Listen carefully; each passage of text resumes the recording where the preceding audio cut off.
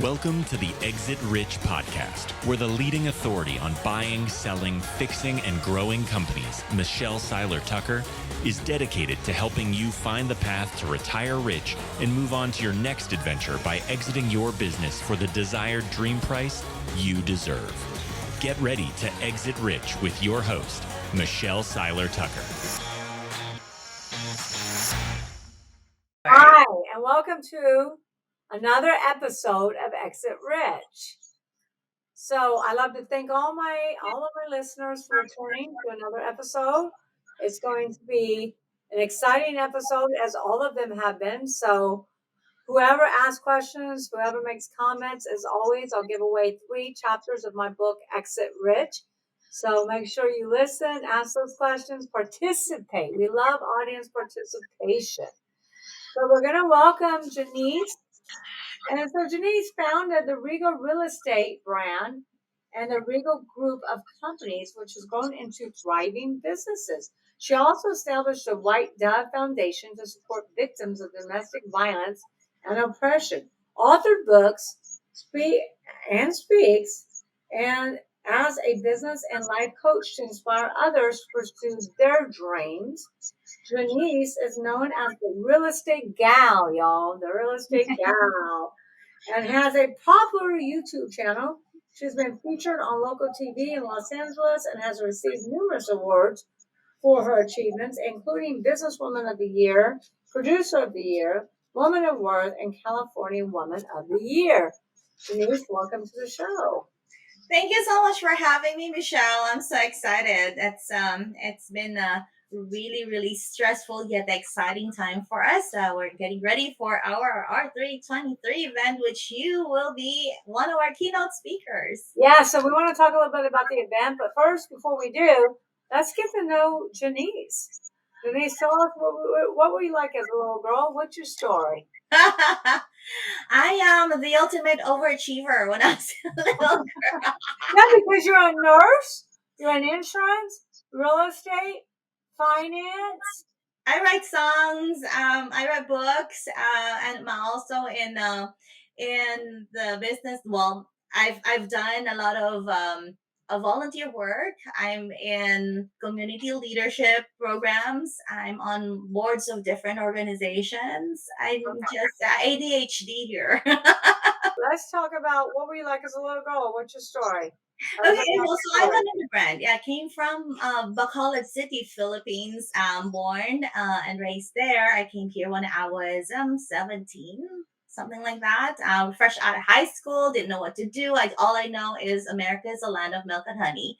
I didn't really know what that meant because I've never seen honey in my life before I got here. And then, you hear stories about streets paved in gold, money in the streets, all kinds of stuff. And then you come here and you have a harsh reality that you got to fend for yourself, do everything yourself, and, find your way because nobody's going to hand it to you in a silver platter. But money doesn't grow on trees in the United States. And well, nowhere actually. You got to grow your own trees and yes, you got to plant and sow and then reap, your own trees here. Yeah. But all in all, it's been a challenging lifetime, but then it's also a lot of learning, and you pick everything up as you go along. And consider them as blessings because in my mind, God is preparing us for something much greater than what we have right now and what we're seeing right now. So it's always a welcoming for me. Although, at the time being when you are facing challenges, it's hard for you to see through that, see through the fog, see through the darkness, but I've always walked with faith. And so I think that's what's one thing that kept me going all these years. What kept you going all these years for our listeners? What's your story? Okay, so you heard about me being an immigrant. I came over here, didn't know what to do. Went with the road of least resistance, which everyone knows that nurses are usually Filipinas, and so I went that route. So what's your story when you were in China? No, Philippines, you mean, right? I'm sorry. Is there a story? I was a child. I was in high school. Just came here. Was there a story when you were in the Philippines? My parents worked abroad, so I lived with a driver and a babysitter. essentially in the Philippines. So I basically raised myself with their help and a community of friends and relatives that are living around me. So I see my parents twice a year when they come on vacation, for 2 weeks at a time every 6 months. And so that's my story. So a lot of those moments where we need a parenting, a hug, and and all that attention, I just put into meaningful things such as doing outreaches, helping other families. Even did my own business when I was a little girl. Actually, I started when I was in sixth grade, selling popcorns and peanuts while showing a movie in my garage. So it was always been an entrepreneur, mindset. And we started doing business of transportation there. We have jeepneys, those little cars that could sit maybe 12 people at a time. So we established a line of those back home for the home business. Then my mom also had a business of bringing in imported products such as, yeah, chocolates and wines and all that. You come to the United States, you get into nursing because you thought it was the quickest path. Yeah, for it was biggest bath, but it wasn't, because it was not enough. It's never enough. I said this is not going to be my lifetime story. What am I gonna do? Work and then get a paycheck, work, get a paycheck. How am I going to change my life, the trajectory of my life, and my family as well? Because I don't want to leave this world without having to give them something, to have a legacy. So, I started searching for businesses that could fit my lifestyle, my talents, my skills. And so it took a long time. I did everything from MLM, multi-level marketing. I did sales. I, sold phone cards. I went into communications, and we went into the recording studio. We had cell phone shops. I had a merchandise store. All of that I tried, and not until real estate found me. So it Real was, estate found you. You didn't find real estate. Tell me that story real quick. yes, real estate found me. So it was a moment wherein we were ready to get a bigger home because I had a child, and then it was just time to move up a little bit. And so what happened was I found somebody who I thought I could trust, a real estate broker. And then I said, well, you can sell my home while I'm waiting for my home to be built, because I bought a brand new home. And so she said, okay, I can do that. And then she says, oh, but by the way, you have to leave your house so I can sell your house. And then she said, if you want to, you can rent my apartment, few blocks down the street. And then, while you're waiting for your home to be built. So mind you, there will be about 5 to 6 months for my home to be built. And I did not know that I can stay in my home while she was selling it. There was a lot of other ways to do it. Of course, you could stay in your home while they're I selling. did not know that. I was so naive at that time. So I was paying two mortgages, my home and her apartment. And it was about 4 levels up with no elevator. I had a newborn baby, had to carry up and down the stairs. And come to find out that her brother was living in my house while she was selling it. Oh my goodness. Yes. So then you decided to say, hey, I can do this much better than she did. Well, not only that, well, I could always have reported her easily to the Department of Real Estate, because that was not right. That was not the You way. have a brother living in there while you're renting out her place while she's selling it. Well, is it Unethical. right? When you're naive, it costs you. But then I said, what can I do so that this doesn't happen to other people? So that's when I realized, okay, then I'm going to go study real estate while I was still being a nurse at that time. And then it just kind of snowballed from there. My friends and family, my co-nurses, my co-workers, they were able to trust me to do that, because I said, oh, this comes from from sincerity, because I just don't want you to have a very bad experience. And then I found out I was good at it. So I started getting awards and trips and all that stuff, from my office. And 2 years later, I realized that, well, you know what? I don't need a broker. I can do things myself, and I can do this a lot better than what I'm doing. So then I became a broker at that time. On top of being, undergoing a divorce and all that things going on in my life.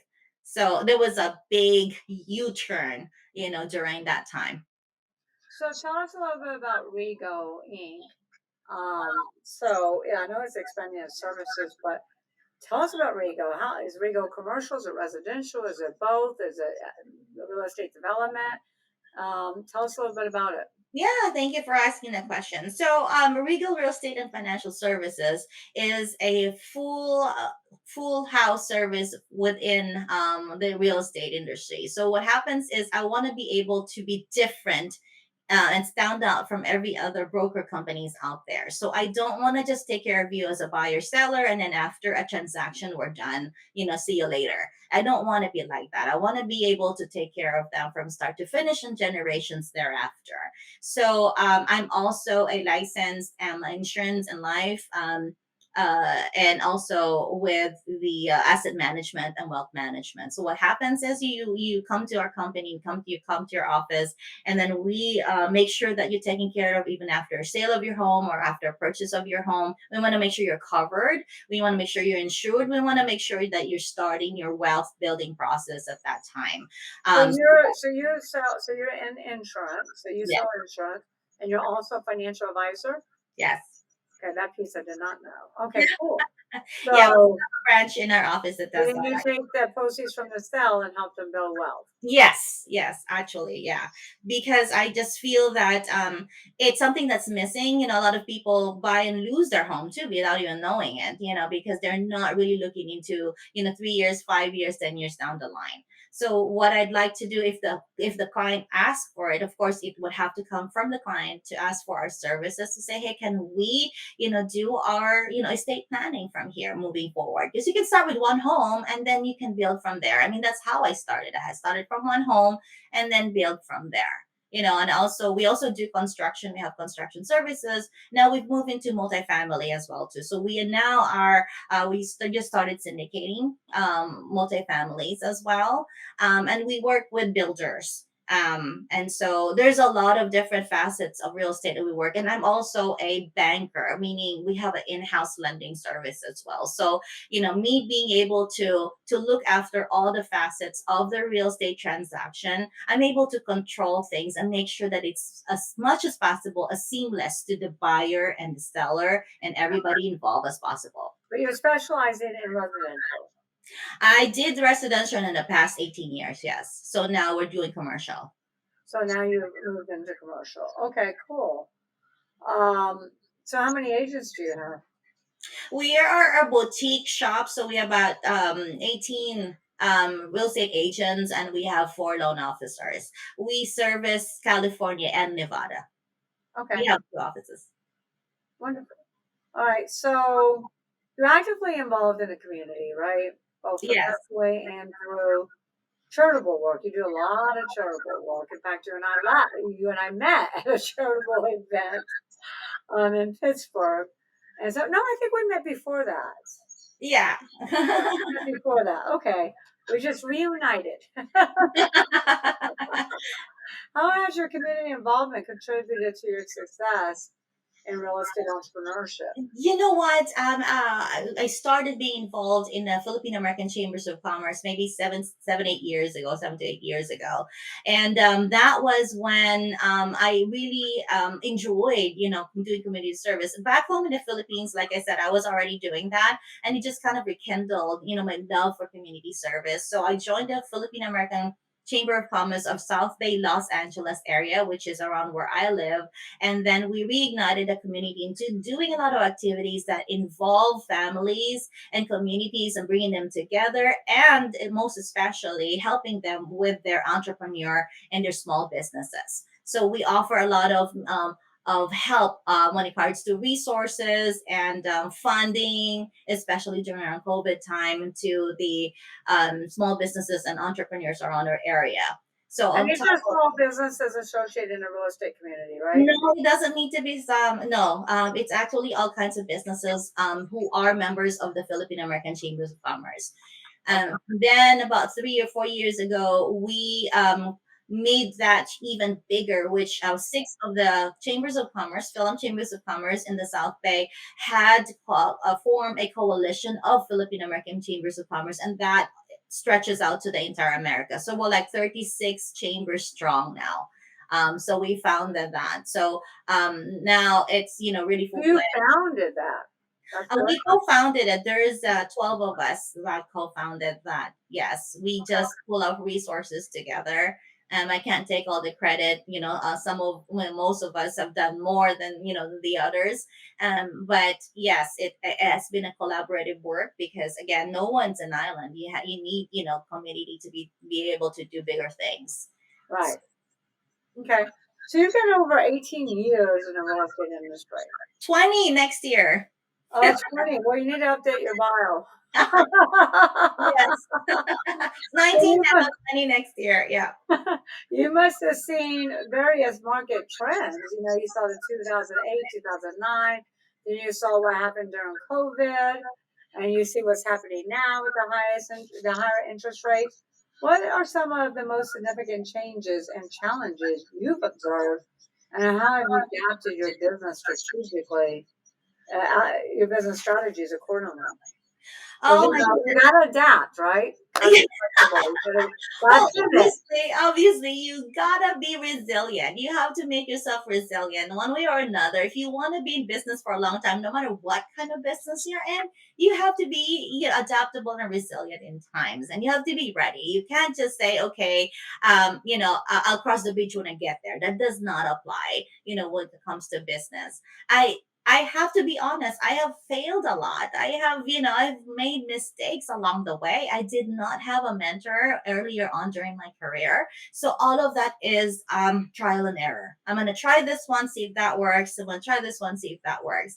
But then again, on top of that, you just have to make sure that you're taking care of your clientele. That's the first foremost for me, because they're the ones who actually got me going through the rest of the time during the challenges, the heydays and the maydays, right? So I've always had a stream of referrals from my clients, and I love them dearly.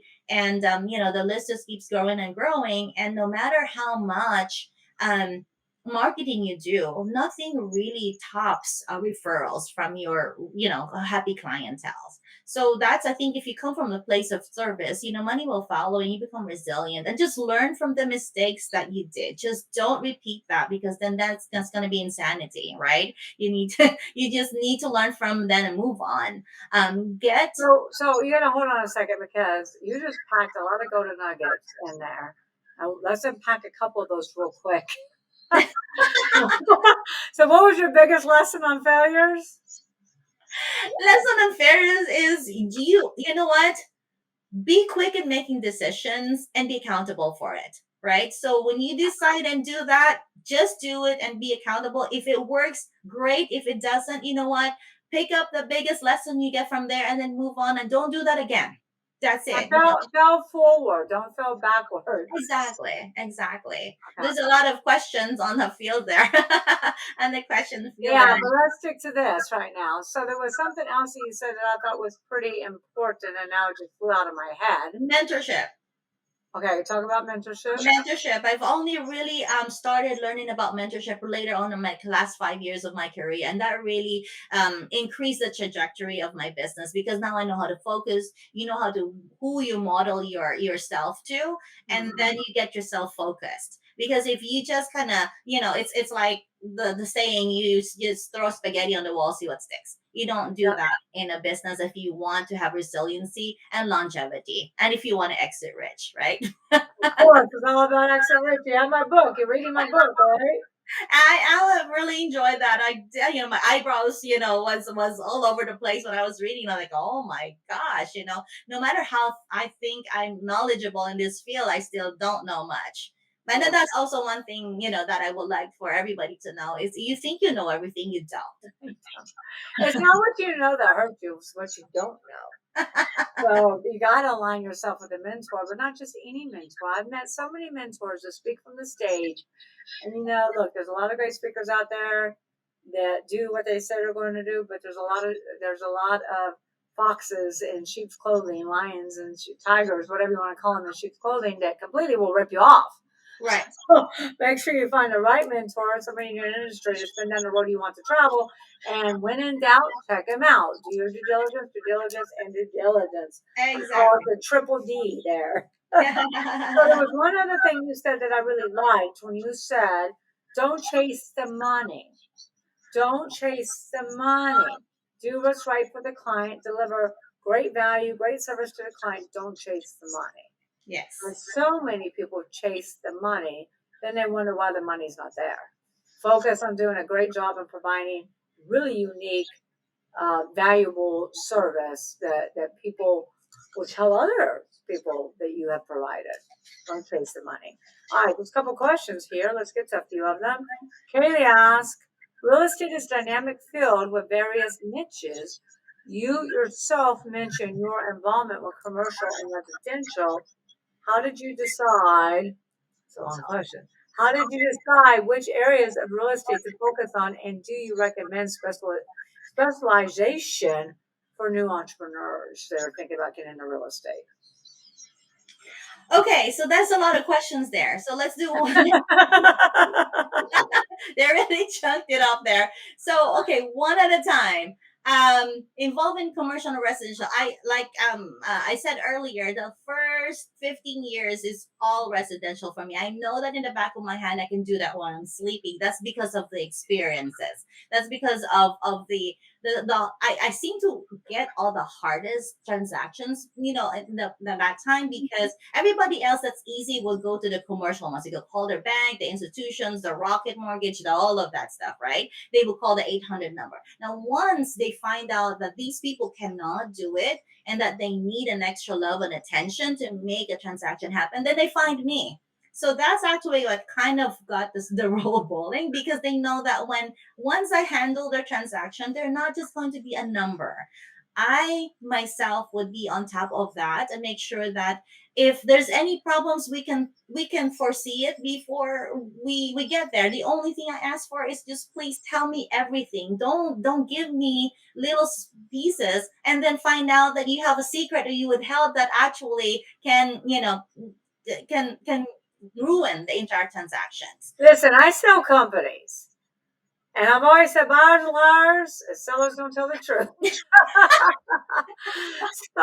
so you really do. I always tell my sellers, tell me the good, the bad, the ugly. Look Yes. at me as your attorney. I'm your get out of jail free card.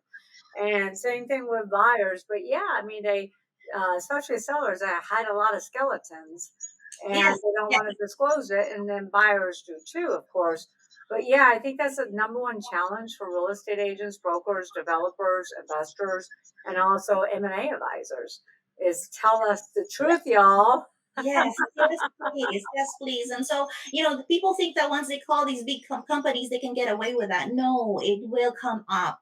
So that's the best thing is be honest with everything right up front. Before we do any transaction, we will look into you pre-qualify you. And when we say pre-qualify is we get to every little thing that could potentially harm the transaction, and we can fix that. And I'll tell you, you know what, you're not ready right now. Maybe in 6 months, let's do this first. Let's fix your credit first. Let's build your down payment first. Let's look at what needs to happen, what needs to be in your bank account, where you're supposed to deposit things. Don't buy this stuff. So these things are very important. So yes, yeah, you have to, I think, be knowledgeable on the stuff that you want to be in. That answers the specialization thing. You got to know how to do this before you venture into something else.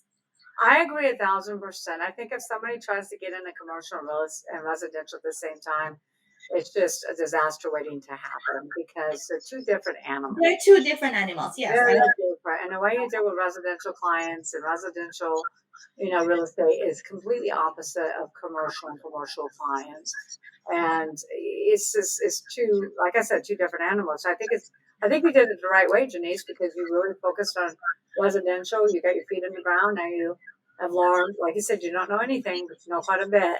And now you're venturing out into commercial. And I always tell people, this goes for real estate agents, this goes for developers, this goes for all entrepreneurs. You can never survive your business if you only have one profit center, one way that you get paid. Because if there's going to be a huge shutdown in real estate, like there was that bubble in 2008, 2009, well, that might be shutting down residential commercial. But guess what? Now she's got an insurance company. Now she's got financial advisory company. So she's growing her profit centers, her revenue streams, but she's doing it smart because she's doing it congruently. So a lot of people say, "Oh, I got a real estate agency. Let me go open up a restaurant." Look, there's nothing strategic about that. So she's doing it the right way. So I say if you're going to venture into real estate, pick your poison in the beginning. Stick to that poison for a while before you venture on. It's like me. I've always wanted to get in real estate investment and real estate flipping and all that stuff. I'm like, wait a minute, I really got time now, and I need an expert to do that for me. So I'm going to look for somebody like Janice and real estate investors that know what they're doing.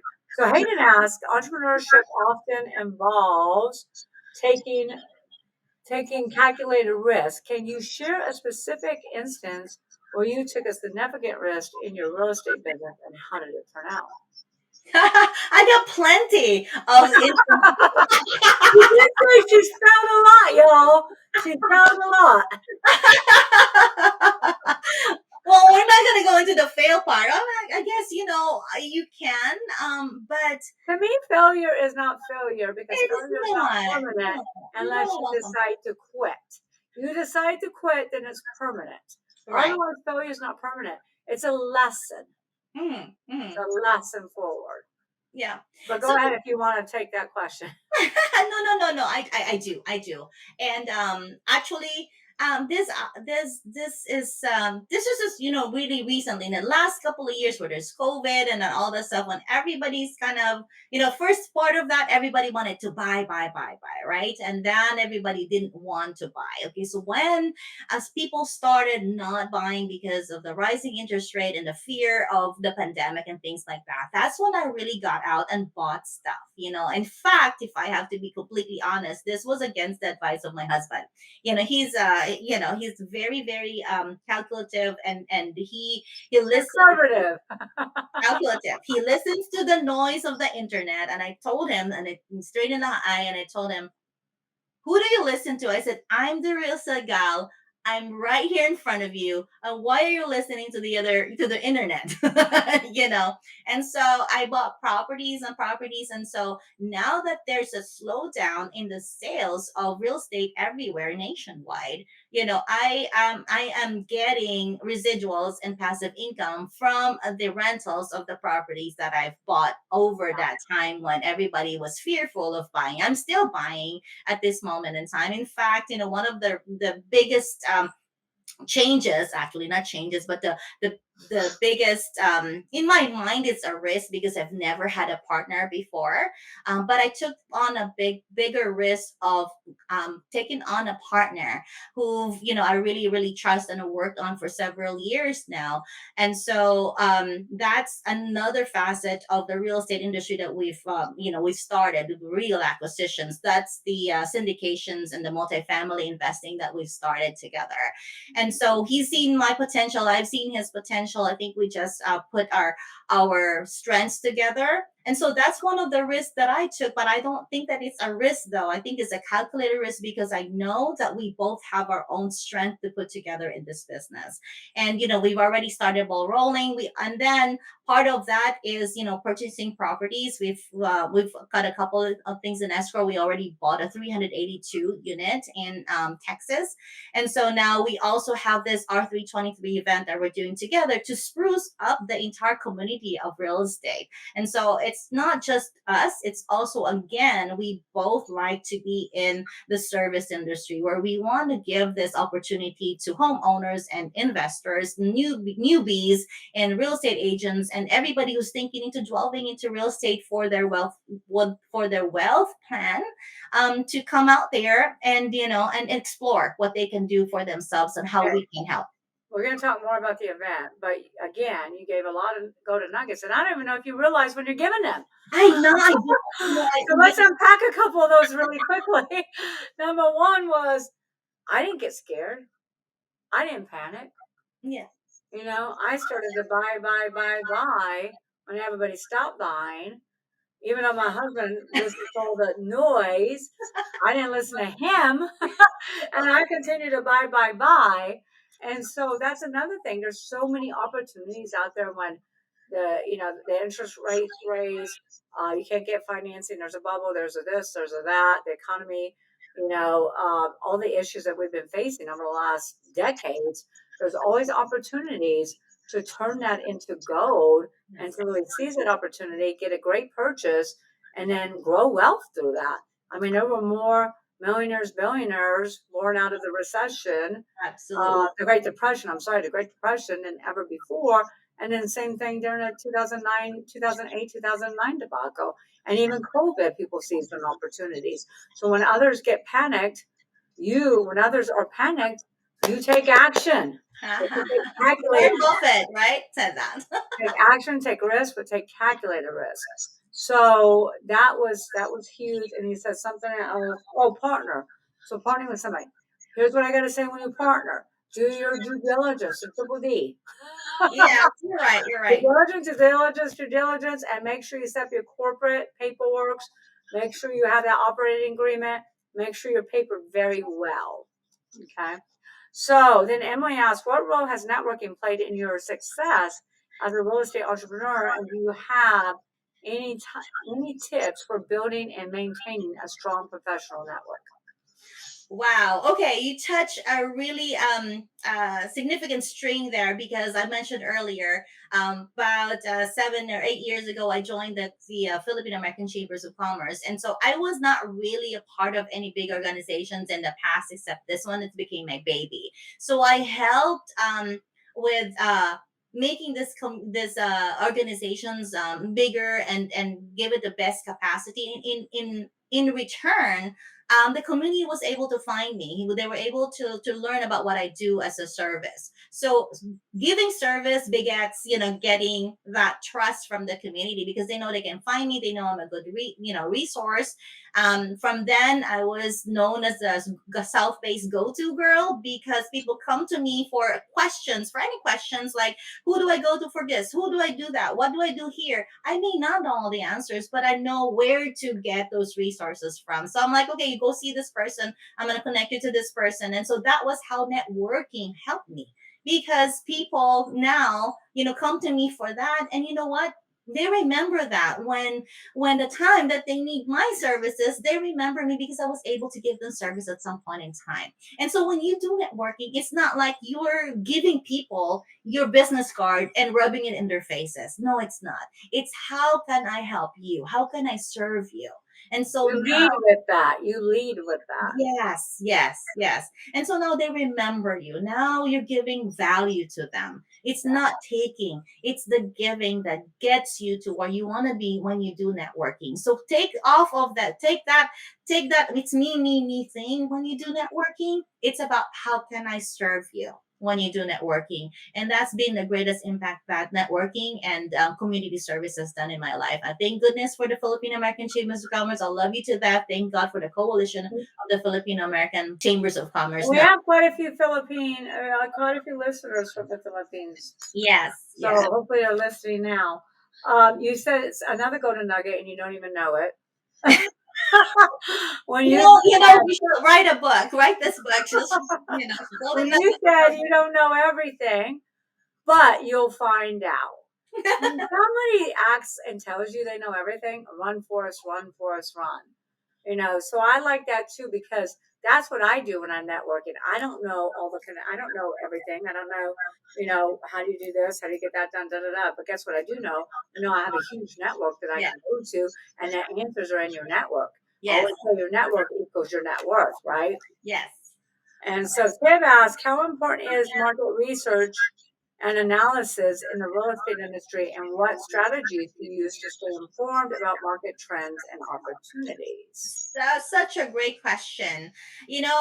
There's always going to be resources everywhere, and find the one that's really reputable, and then be on top of things. I'm always going to be on conferences for, say, real estate and for lending and for market trends. I'm going to be in there. I'm going to be talking to the top people that knows what they're doing. I'm listening to podcasts of people that are doing this as their daily work, not just be their podcasting because somebody else feeds them their information.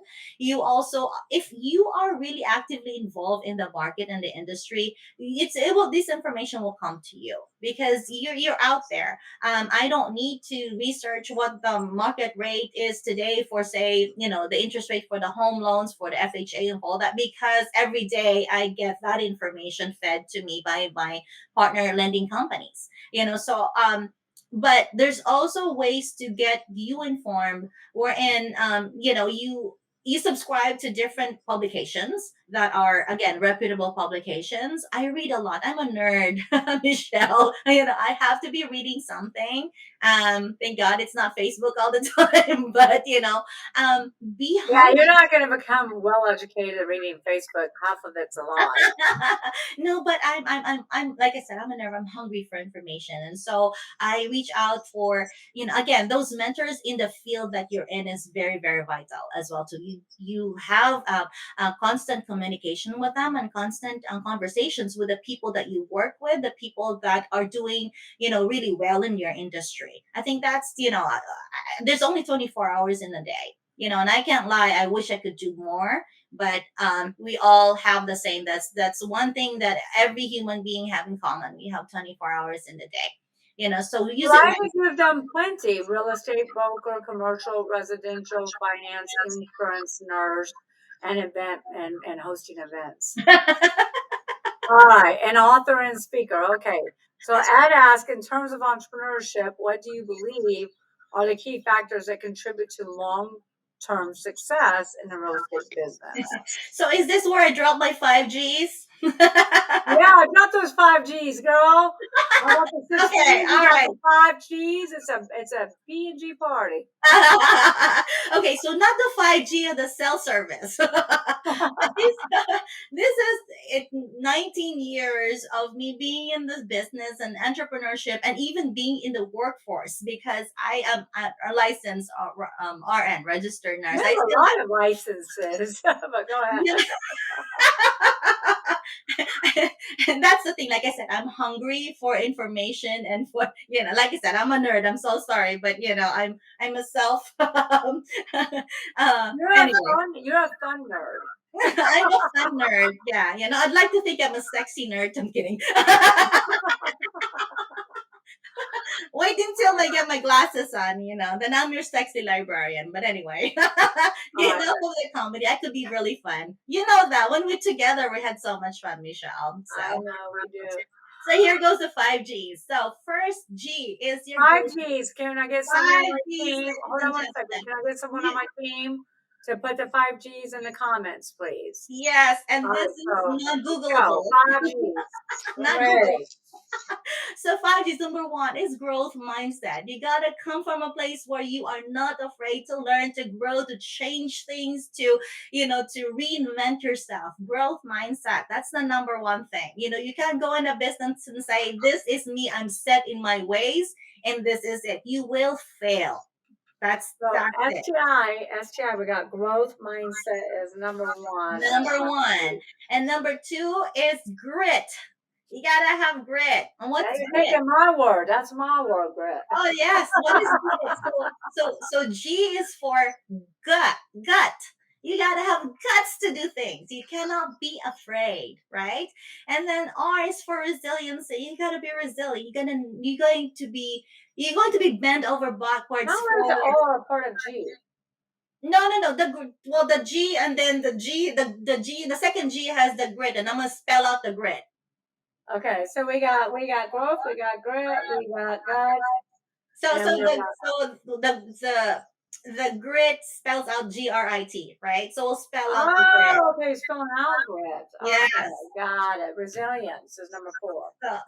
So G for the grit is guts. R for the grit is resiliency. I for the grit is intensity. You got to be focused and intense. Intensity. And then the T is tenacity. Oh. You gotta be able to Love know. it. So let's spell out grit one more time if my team can put in the comments because I don't see them. All right. So grit, G is for guts. Guts. R is for resiliency. I is for intensity. And T is for tenacity. I got grit. I got all that. Yeah. If you got grit, you're on the right track. If you got grit, you're on the right track. Yeah, you know me. You know I got grit. Exactly, girl. I love it. You know, you're my spirit in one way or my sister in one way or another. So now we got to the third G, which is gratitude.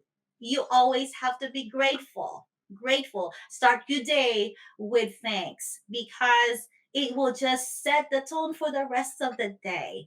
No matter where you stand, you change your mindset to say, I am thankful for what I have today and what I'm going to have today because this is a beautiful day and I woke up today. I am thankful. So we're going to go back to number 1, which is growth mindset. Number 2 was grit. Number 3 was Gratitude. Gratitude. Number 3 is gratitude. So Yeah. again, I don't see comments popping up in my show notes. So somebody Yes. So And not only to be thankful to God, and thankful to the people that have given you the opportunity to get where you are today. Right. If you can thank them and you can, even your family and your friends and just being there, you got to be thankful for that because that's a blessing. Again, it takes a village. It's not just you. And then the fourth G is giving. You got to be able to give what you receive. You can't receive with closed hands, you see. What was that fourth one? Giving or give. Right. You have to pay forward. You can't receive with closed hands. You got to be giving. Yes. And you have to pay it forward. Pay it forward. That's right. Yes. And the last, but the most important G, in That's my opinion, is God. I love it. You have all this in a book? Yes, I do. It's not out yet. It's called Faith It and You'll Make It. In one sentence, if, one of these questions here says, what is my most important advice? Faith it, not fake it. Do not fake it. Faith it. People will smell a fake a mile away. But if you faith it, you will make it. It's not a but if or when. You will make it. But have faith in God, have faith in yourself. I love those 5 G's. I love those. I don't know if our team needs us to repeat that. Okay. Grit, guts, resiliency, intensity, tenacity. Then we got gratitude. And then 5 is giving. Mm-hmm. 4 is giving and 5 is God. Yes. Good job, team. All right, so let's see. Emily, what do you see the future of the real estate industry and how can aspiring entrepreneurs prepare for the opportunities and challenges?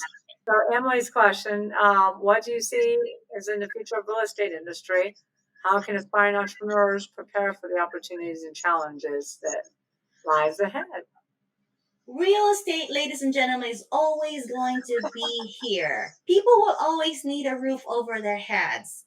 And by the way, we don't have enough room, not enough real estate space, not enough land to house everybody because people keep making babies, right? So the population is just There going, was a lot of babies birthed during COVID. the pandemic has brought on a new wave of babies. So Yes, we could, indeed. we're gonna need. And then you're gonna have people who are empty nesters that want to downsize. Oh, I know that. I know that. So every phase in your life, you're going to need a different type of your real estate over your head. Or you know what? This is also going to be. It's not a secret anymore. Everybody, if you go to Facebook and TikTok and in the social media, everybody's into real estate. Everybody's into flipping. Everybody's into buying multifamilies. Everybody's trying to get on board with that. And you know what, guys?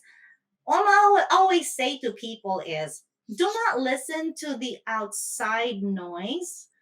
It needs to be coming from you. When you're ready, your stars will align, right? So, for example, they say that there's pandemic. They say that there's an economic downturn. They say that it's going to fail. Everybody says that there's all of this negativity will always going to be around you, and that's going to poison you. You're never going to start if you listen, right?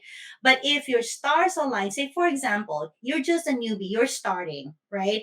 If you have the job that's more than 2 years, if you have the income that could possibly be enough for you to buy a house, if you have good credit right now, if you have the down payment, and if you have the good health, because if you're sick, I don't recommend you do that. But if you have the health to do it, that means that your stars align. You can do it now. The problem is you think you can do it tomorrow or the next year. You get sick, you lose your job, you fail one payment, you drop that, ever precious credit score. You're not going to be able to do it. But Or when you talk yourself out of it. yeah, exactly. So when you're ready right now, take the plunge, take the opportunity, because tomorrow may not be the perfect time for you. You don't listen to your neighbor saying, "Oh, don't buy right now. I'm going to wait until this." I had clients who has been waiting for the interest rate to drop or the housing prices to drop. And where they are right now, they're in the same spot they are, and it's now getting harder for them to even start doing what they wanted to do in the first place because they missed that boat, you see? So at that time when they were ready, they were not ready to take the plunge. So I think that's one of the best things that I can say is listen, get yourself a good agent, broker, mortgage broker, somebody who can really look into your personal circumstances and situations. See if your stars align. And when I say stars, all these things that make you qualify to do something right now. So if you do that, take the plunge because again, tomorrow, the next day, you can get COVID, you can't buy a house. If you get sick, can't buy a house. You lose your job, can't buy a house. You see? So you miss one payment on your credit card, your scores drop, can't buy a house. Sorry. So if you want to start now when you can. Yeah, and you unpacked some nuggets that you probably don't know. One was, don't listen to the outside opinions, but also don't listen to the thoughts in your head. That's Because a lot of times we do listen to outside opinions, but what kills us more is all the thoughts in our head. And that's what really hurts you from being the best that you can be, from making great choices and decisions. And that's what really hurts you from having a quality of life. well. And Again, when remember you I listen told to you. opinions, do not listen to opinions. What you need to do is get mentors who are in the industry that you're trying to dive into and listen to their experience, Mhm. not opinions. And then beware of the buts. But I just don't have the time. But if I can just pay this debt off. Yes. But if I can get my husband on board. Everybody's got big butts. So we got to stop listening to, we got to get the butts out of our way as well. Like I said, number one is growth mindset. You gotta, get this brain, you know, Yep. But be you do open. that by drowning out the negative voices in your head, stop listening to everybody's opinions, and get rid of your big butt. Yes. All right, so Hayden asked technology. Hit it right in the nail. We only have question. We only have like one more question here because then I want to get into your books and the events. So Hayden asks, technology has transformed the real estate industry in recent years. What are some of the most significant technological advancements that have impacted your entrepreneurship in real estate? Aha, good question. Good question. So, if I may just say it lightly, right? It hasn't really impacted my business that much because me being a service involved person, I still need to be the one who's talking to my client. And I think what happens is the industry helps that helps me. The technology that helps me is now we can do things faster with the age of us being able to do a lot of things online with a database, with a software that we have, and the CRM, the client relationship management system, that is helpful for me. But me having to be replaced by technology in taking care of my clients, that's a no for me. For all of my clients, I still know each of their names. I still know, their families and what's going on with them if I can help it. um you need to be still be yourself. I think I still hate it when I call something or call a company and I don't get a person. So don't be afraid of you not, jumping on the technology bandwagon or the AI bandwagon, because at the end of the day, what are we doing here? We're helping people get over their heads. This is one of the major primary needs of people. No technology can replace that. Yeah, and they said I talked to someone yesterday, and they said, "Oh, AI is going to replace a big time real estate business owner who has eight locations, does $3.5 billion in revenue."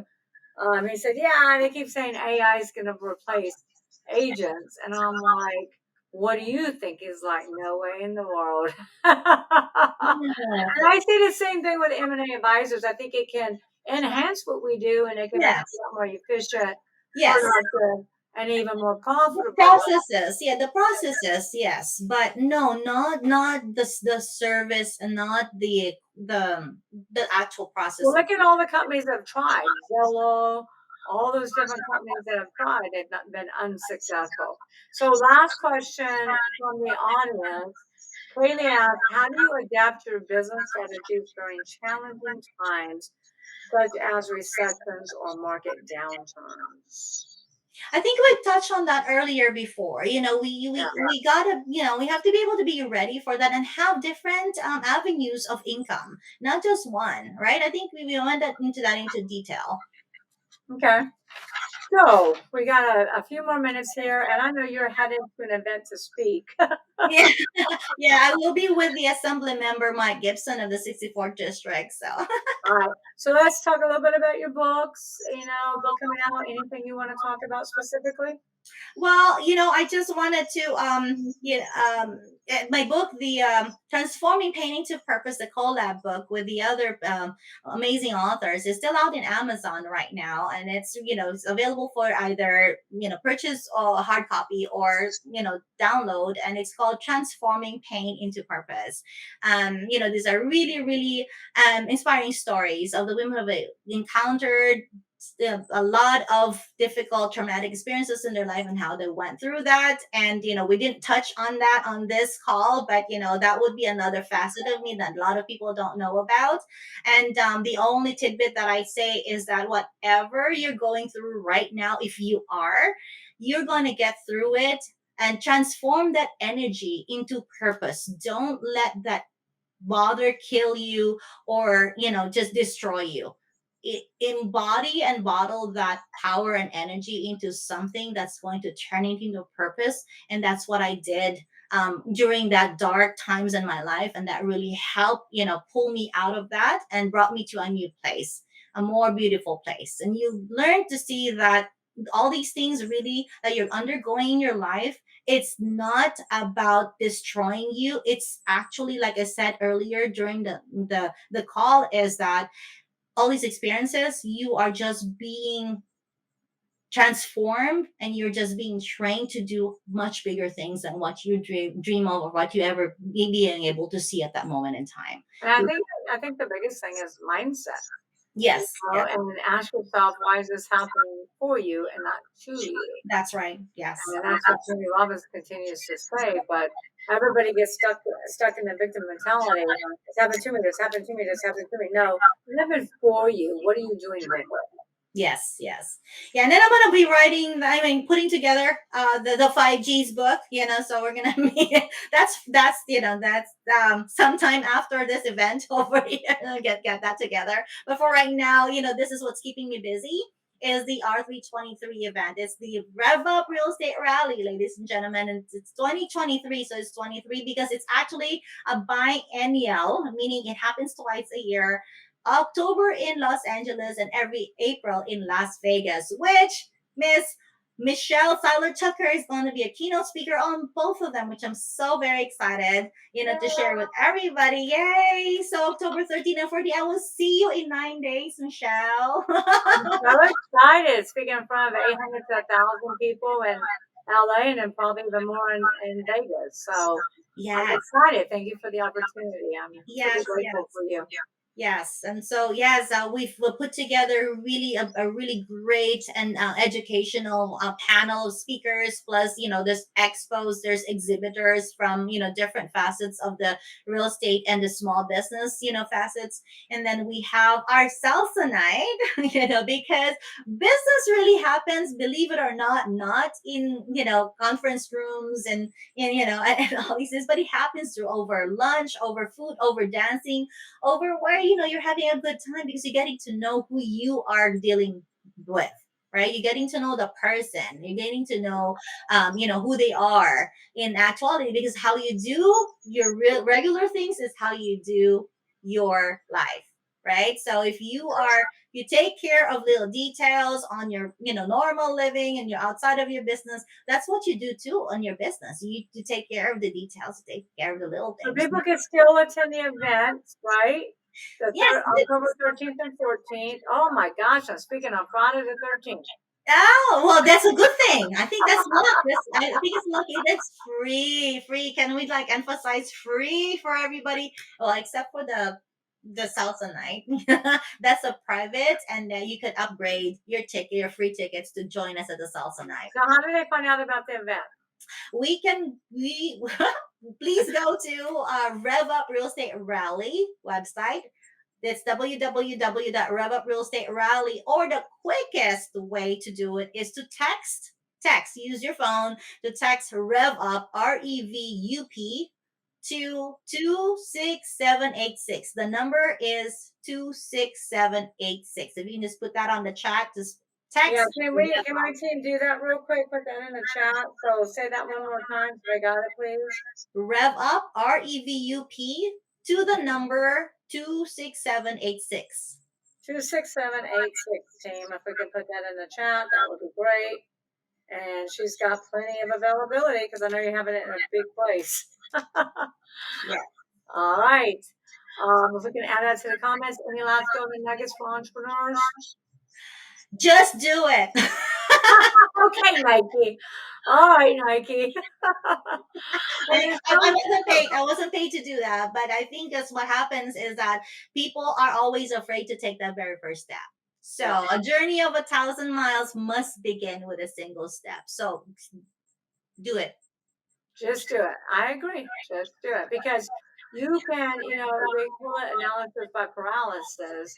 So people, they analyze everything to the nth degree, and then they're paralyzed, so they never take any action. Then they wonder why they've never grown themselves as a person and themselves as a company.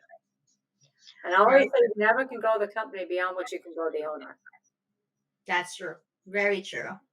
Well, you've been a wealth of information. Thank you so much. I know you got to you got to hurry up. I know. I got to fly. You're probably late.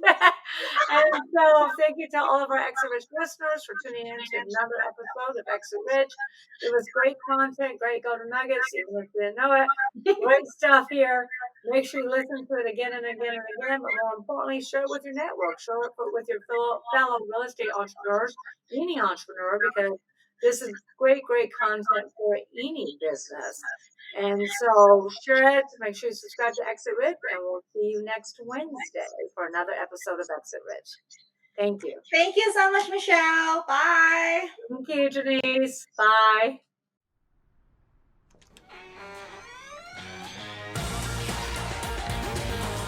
Thanks for listening to the Exit Rich podcast. Don't forget to check out Michelle Seiler Tucker's Build to Sell Blueprint books and Exit Rich, along with more blogs, videos, and resources at exitrichpodcast.com. Be sure to connect with Michelle on Facebook or LinkedIn and stay tuned for her next episode by subscribing in your favorite podcast player.